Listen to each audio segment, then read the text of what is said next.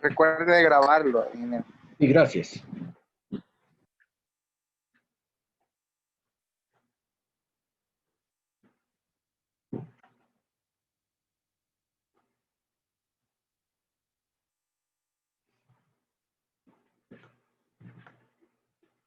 Bien, nos quedamos ayer en que habíamos encontrado dos ecuaciones diferenciales vectoriales, una para el campo eléctrico y una para el campo magnético. Ambas expresiones eran de esta manera. Esta es la del campo eléctrico, la del campo magnético es similar. Tiene aquí una letra B que significa campo magnético. Son dos ecuaciones vectoriales. Si ustedes las pondrían en términos de las componentes, equivaldría a tener 6 ecuaciones escalares, una por cada uno de las componentes del campo eléctrico y del campo magnético. Y vean que esa ecuación es exactamente una ecuación de onda con velocidad de propagación 1 sobre la raíz cuadrada de epsilon sub 0 mu sub 0. Miren que la velocidad de propagación no depende de la frecuencia de la onda ni de la longitud de onda, solo depende del medio. Eso quiere decir que todas las ondas en el vacío, las ondas electromagnéticas, independientemente de su frecuencia, se van a propagar con la misma velocidad, ¿verdad? ¿Por qué? Porque la velocidad solo depende de las propiedades electromagnéticas del medio. Y si es vacío, pues epsilon sub 0 y mu sub 0 están bien definidas.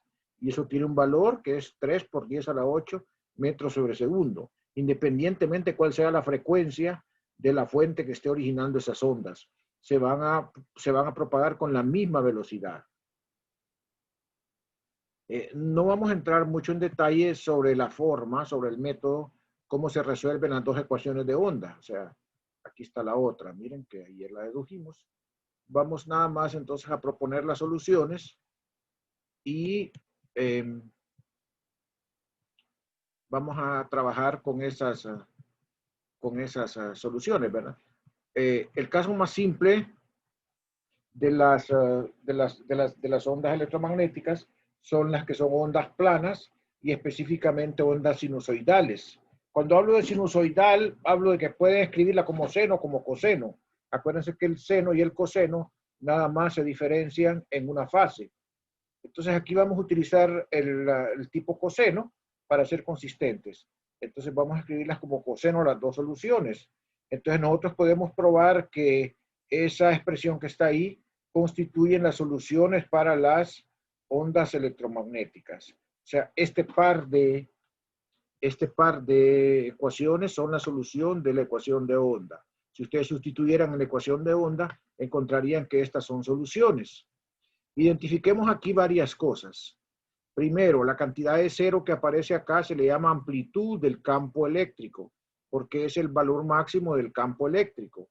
Y esta cantidad B0 que aparece acá se le conoce como amplitud del campo magnético, porque es el valor máximo del campo magnético. Acuérdense que aquí están variando con el tiempo. Yo voy a mostrarles acá otra cosa importante, y es que si aparece aquí un signo menos, como en este caso, eso significa que las ondas se están propagando en la dirección de Z positiva. Digo que es en dirección de Z porque aquí aparece la Z, miren, como variable adentro del argumento del coseno. Y como aparece más menos acá, la propagación es en dirección de Z positivo. O sea, son ondas que viajan hasta Z positiva, estas que tengo acá. Si yo hubiera puesto aquí un más, o un más aquí, esas ondas se hubieran propagado en dirección de Z negativo, ¿verdad? Si hubiera puesto un más. En el caso de Z positivo, ustedes pueden tener también omega T menos WT menos KZ, e igual hubiera sido una onda que se propague en Z positivo, ¿verdad? Entonces lo importante es que cuando es más es en Z negativo, y cuando estos dos tienen signo diferente, el KZ y el WT es en Z positivo. Las ondas se pueden propagar en otras direcciones, se pueden propagar en X y se pueden propagar en Y. Depende de la variable que tengan ustedes aquí. Si ustedes tuvieran aquí KY, y KY, las ondas se van a propagar en dirección de Y entonces. ¿Okay? Entonces, pero por la naturaleza de las soluciones, hay que tener cuidado acá con las direcciones de los campos. Los campos tienen que ser perpendiculares. Por ejemplo, miren, aquí el campo eléctrico va en dirección X y el campo magnético va en dirección Y. Si ustedes hacen el producto cruz de X unitario con Y unitario, les da Z unitario, que esa va a ser la dirección de propagación. O sea, la dirección de propagación se la va a dar el producto cruz de E con B. Lo voy a anotar aquí para que les quede ahí, para que lo apunten y no se les vaya a olvidar eso. La dirección de propagación va en la dirección de E cruz B. ¿Verdad? O sea, ponen E primero.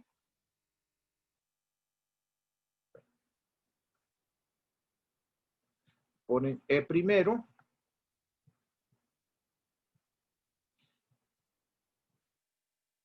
Después ponen B, cruzan, y esa E cruz B les va a dar la dirección de propagación.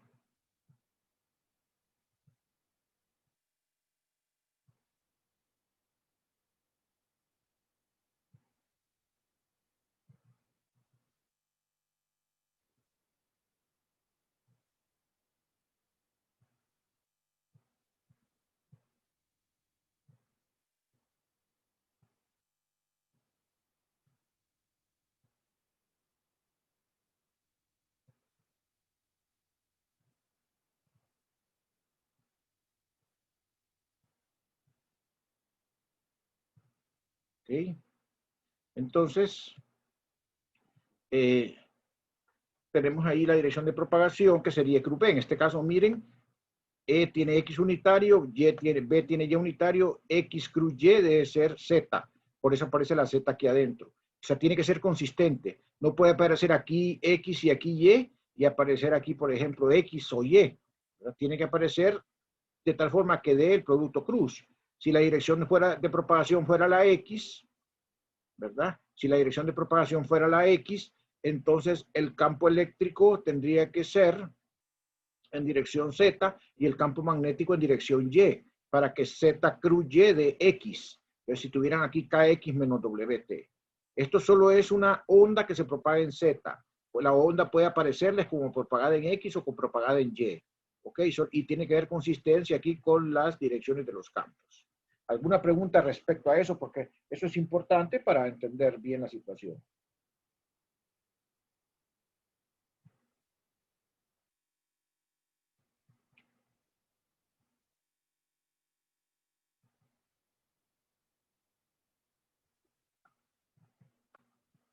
Bien, entonces, si no tienen preguntas, voy a continuar. De acuerdo a las ecuaciones de Maxwell, es necesario que ambos campos sean perpendiculares entre sí y también se observa que la dirección en la cual se propaga es perpendicular a ambos campos al mismo tiempo. Justo lo que les acabo de mencionar ahorita, ¿verdad? Justamente eso. A esa dirección de propagación le vamos a poner ahí con una letra S, porque luego vamos a ver que tiene que ver con una cantidad especial que vamos a ver. Ahí tenemos una representación, ¿verdad? Donde tenemos el campo eléctrico y el campo magnético oscilando, el campo eléctrico en la dirección E, el campo magnético en la dirección B, Y, perdón, y en la dirección de S, o sea, la dirección de propagación, donde va la velocidad, va entonces en dirección de E cruz B, como pueden ver ahí, ¿verdad? Ustedes pueden tener el campo magnético en Y, pero entonces eso implicaría que a dónde van a poner, y el campo magnético en X, y eso ya definiría la dirección de propagación, porque tienen que ser el producto cruz de E cruz B para definir la dirección de propagación. Entonces, a la hora de escribir la solución, los cosenos tienen que tener cuidado con esas cosas. Esta solo es una polarización. Esta polarización, que se llama polarización X, porque el campo magnético está en dirección X, es una polarización. La polarización puede ser Y o puede ser Z, dependiendo de dónde tengan el campo eléctrico, ¿verdad? Entonces, como les digo, ustedes pueden tener polarizaciones distintas. Es más, la polarización no tiene por qué ser de tal forma que el campo eléctrico coincida con uno de los ejes y el campo magnético con el otro. Los campos pueden estar en cualquier dirección del espacio con tal de que sean perpendiculares y por lo tanto la dirección de propagación puede ser también en cualquier dirección. Esto solo es una simplificación para poder entender mejor la situación. Lo importante aquí es que los campos eléctricos y magnéticos son perpendiculares y que la dirección de propagación es perpendicular a los dos, o sea, es perpendicular al plano que define.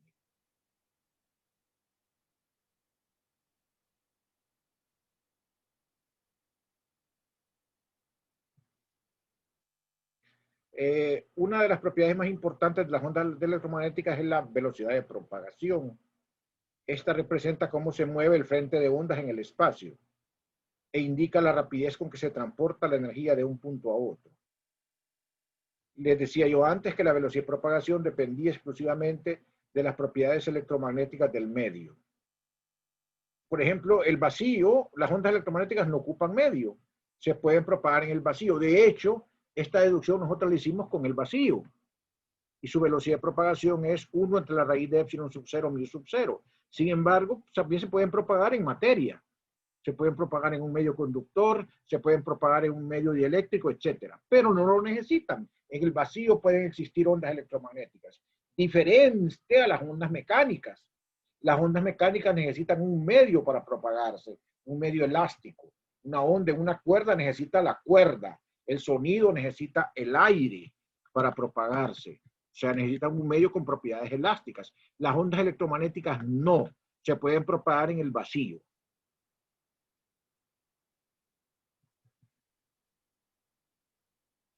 Ok, como les decía, la onda transporta energía. Y el transporte de energía se estudia por medio de una cantidad que se le conoce como el vector de Poynting. El vector de Poynting es definido como 1 sobre mu sub 0, producto cruz de E cruz B. Como les digo, esa es la S que les daba la dirección de propagación. Miren, aquí tienen una polarización Y, E en el campo Y y B en el campo Z. Si ustedes hacen E cruz B acá, E cruz B entonces va en dirección de X, ¿verdad? Va en dirección de acá, quiere decir que la onda se propaga en dirección X y se está propagando en dirección de X positivo. ¿Cómo escribirían una de estas ondas? Pues la parte del coseno tendría que llevar acá un coseno de KX y aquí debería ir un signo menos, ¿verdad? Porque se está propagando en dirección de X positivo, no en dirección de X negativo. Miren cómo cambia la cosa, ¿verdad? Esta es la dirección de propagación. La dirección de propagación. Lo voy a poner abreviado acá para no perder mucho tiempo. Esta es la dirección de propagación.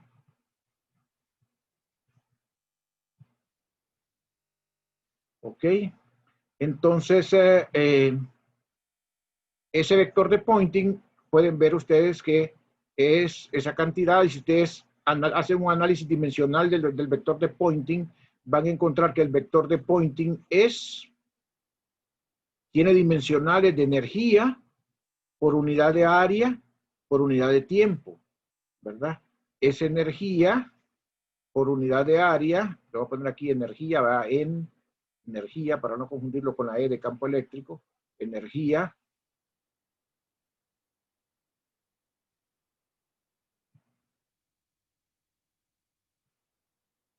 partido área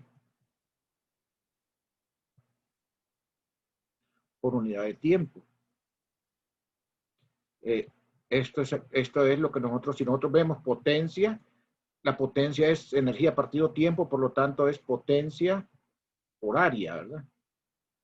Potencia por área, potencia por área.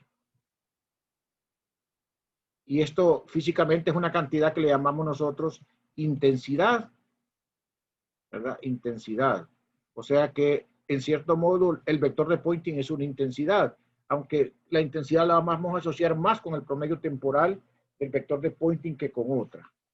Entonces, esas son las dimensionales, ¿verdad? Del vector de Poynting. Energía entre área, entre tiempo, o sea, potencia entre área. Entonces, es la energía por unidad de tiempo, por unidad de área, que el campo electromagnético está transportando.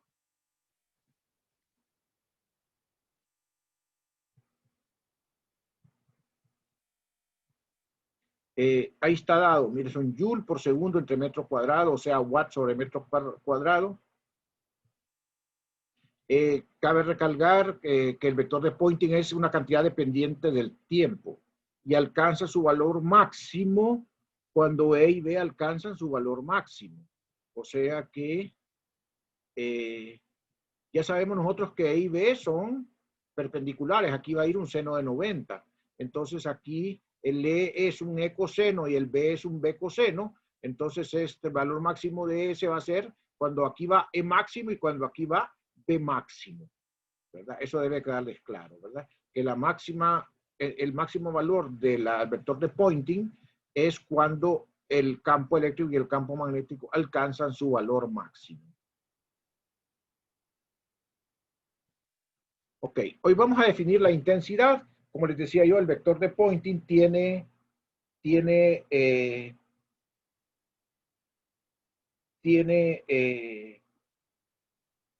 um, tiene un, tiene dimensionales de intensidad. En efecto, la intensidad la vamos a definir como el promedio temporal del vector de Poynting. Vamos a definir la intensidad como el promedio temporal del vector de Poynting, ¿verdad? Esa va a ser la intensidad. Entonces, el promedio temporal del vector de Poynting. Y entonces ese promedio temporal se puede probar que es E máximo por B máximo entre 2 mu sub 0.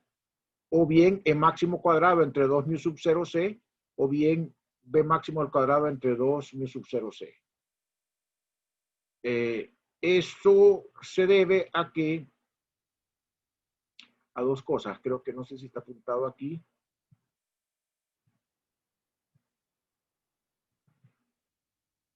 Que el valor es importante que anoten esto ahí en una esquinita, la relación que hay entre E máximo y B máximo es tal que E máximo es B máximo sobre C. A ver si está correcto eso. Al revés es, B máximo es E máximo sobre C. Vamos a corregir.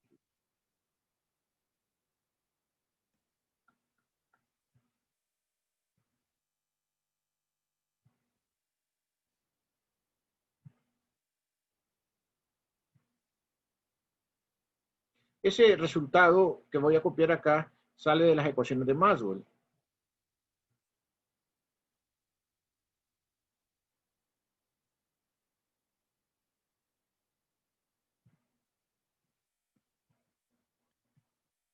Entonces lo vamos a poner acá. B máximo, o sea, el P0, ¿verdad?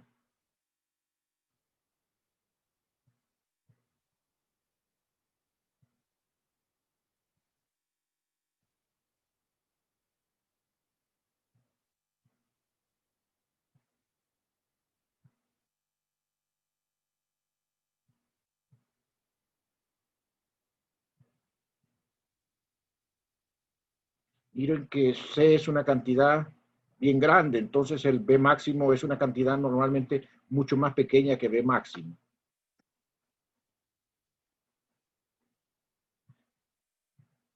Entonces acá, ¿cómo calculamos el promedio de una cantidad de S? Pues entonces va a ser 1 sobre mu sub 0 E máximo, vector de Poynting. El vector de Poynting es E máximo coseno de kx menos wt. Eso lo puse aquí solo como un paréntesis porque no lo copié todo. Por B, que es B máximo coseno de kx menos wt. Entonces queda aquí E máximo por B máximo por el coseno cuadrado, promedio. Pero el promedio de la función coseno cuadrado, ustedes pueden demostrar que es un medio. Es una simple demostración, ¿verdad? El promedio de una función es el promedio del teorema fundamental del cálculo. El promedio de una función f es 1 sobre t por el integral de 0 hasta t. Pueden hacerlo sobre un periodo si quieren, de f de t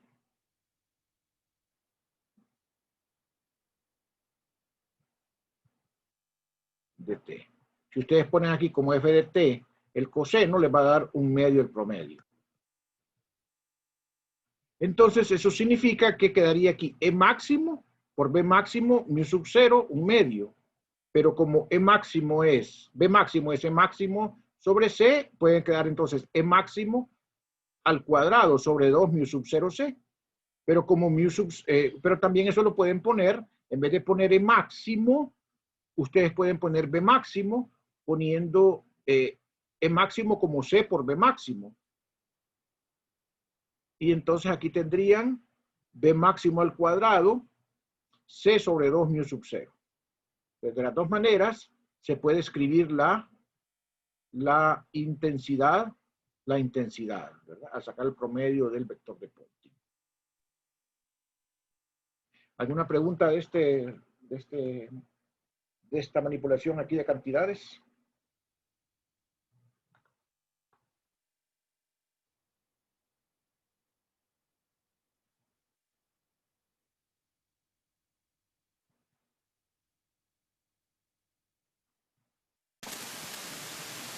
No se cancelaría una C al cambiar el campo al cuadrado. Al campo magnético. Hablen un poquito más fuerte, por favor, que no lo escuché bien. Al cambiar el campo eléctrico por un campo magnético ahí, no se cancelaría la C. La C. Vamos a ver. La constante. Vamos a ver, usted tiene esto, ¿verdad? Porque esto viene del promedio, ¿verdad? Entonces, si usted escribe acá, por ejemplo, E máximo. ¿B máximo qué es? B máximo es E máximo sobre C. Entonces le quedaría E máximo al cuadrado sobre 2 mu sub 0, que ya estaba aquí, y la C. ¿Ok? Esto está claro acá, ¿verdad? No sé, le pregunto. Sí, le está ahí, sí. Ahora veamos acá, ¿verdad? Aquí lo que va a quitar usted es E máximo. Entonces, en lugar de poner E máximo, pone B máximo por C, porque eso es E máximo.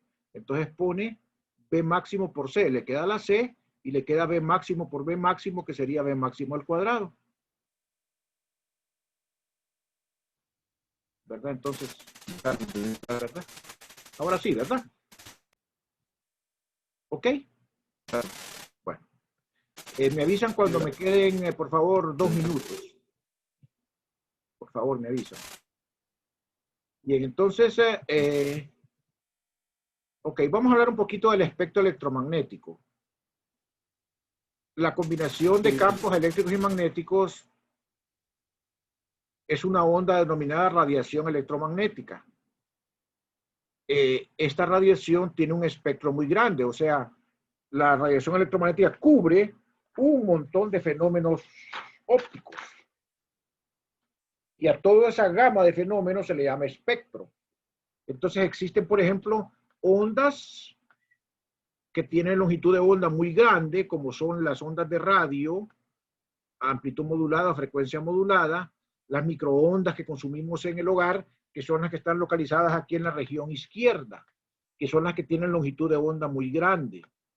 Y va moviéndose hacia la derecha y después pasamos por todo lo que es la luz visible, ¿verdad? Entonces el espectro, esta es la parte de luz visible, que va desde 700 nanómetros hasta 400 nanómetros. Realmente la luz visible es solo esta brechita chiquita, miren, lo que pasa es que aquí está ampliada. Es una pequeñitísima brechita de todo lo que es el espectro electromagnético. De ahí vienen las ondas ultravioletas, que son ya más energéticas, con una longitud de onda menor, y o sea, con mayor frecuencia, y están los rayos gamma, ya por acá más a la derecha, que son la longitud de onda menor y por lo tanto las más energéticas. Pues todo esto constituye el espectro electromagnético. Por aquí tenemos algunas caracterizaciones del espectro electromagnético para algunas cosas características. Solo aquí ha corregido, en la presentación ya la corregí, es 10 a la menos 8 aquí para la luz ultravioleta, ¿verdad? Ahí tienen ustedes más o menos algunos valores de la longitud de onda. Cuando la longitud de onda es mayor, la frecuencia es menor. Por eso el espectro electromagnético camina desde longitudes de izquierda a derecha, desde longitud de onda mayores a longitud de onda menores, y desde frecuencias menores a frecuencias mayores, desde energía menor a energía mayor, porque después vamos a ver, cuando miremos la parte de física cuántica, que la energía va asociada con la frecuencia de la onda, ¿verdad? Entonces, ese es el punto. Solo quiero aquí mencionar unas cosas al comienzo, bien al comienzo, que quiero aclararles, y es que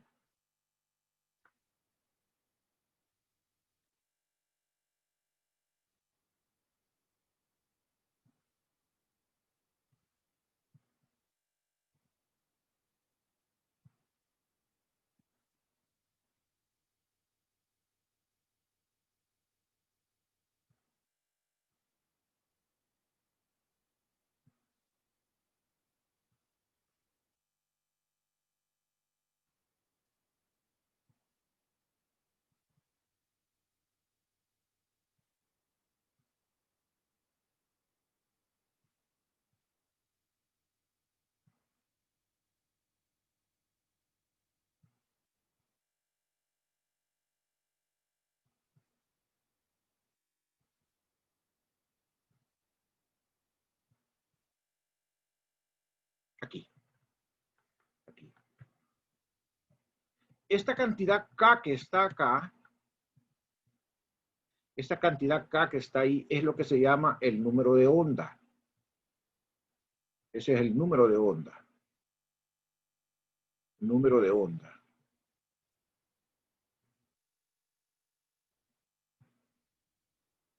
Sus unidades, lógicamente, tienen que ser unas en metros inversos, ¿verdad? Para que haya adimensionalidad dentro de la función cosenoidal. Ese número de onda está relacionado con la frecuencia, con la longitud de onda. Y es tal que el número de onda es 2pi sobre lambda, ¿verdad? Por eso es que tiene dimensionales de inverso de longitud. Esta lambda es la longitud de onda.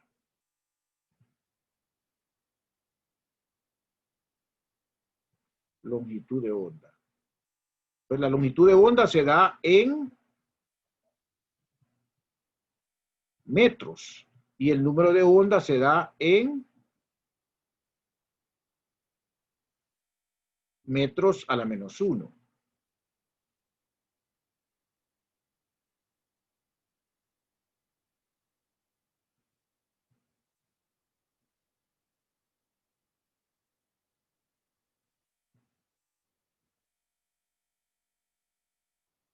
De manera similar,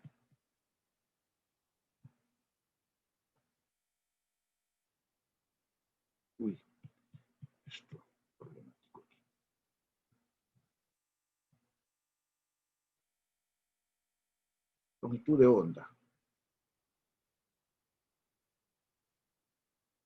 De manera similar, la cantidad W que aparece aquí se le llama frecuencia angular. Frecuencia angular.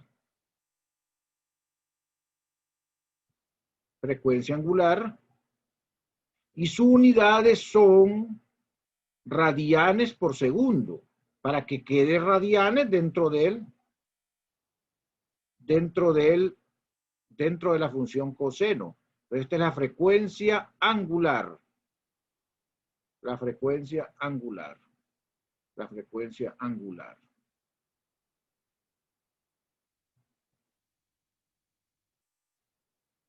Así como el oscilador armónico que vieron en física 100, en física 200, perdón, que tenía una frecuencia angular. Y esa frecuencia angular está relacionada con la frecuencia normal, ¿verdad? ¿Cuáles son las unidades de esta? Son radianes sobre segundo. Si ustedes ahora normalizan esa frecuencia y calculan la frecuencia F, esta es una F, realmente cuesta escribir con este lapicito, esta es la frecuencia F,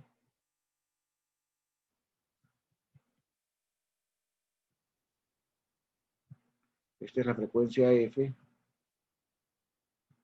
La frecuencia F es W entre, W entre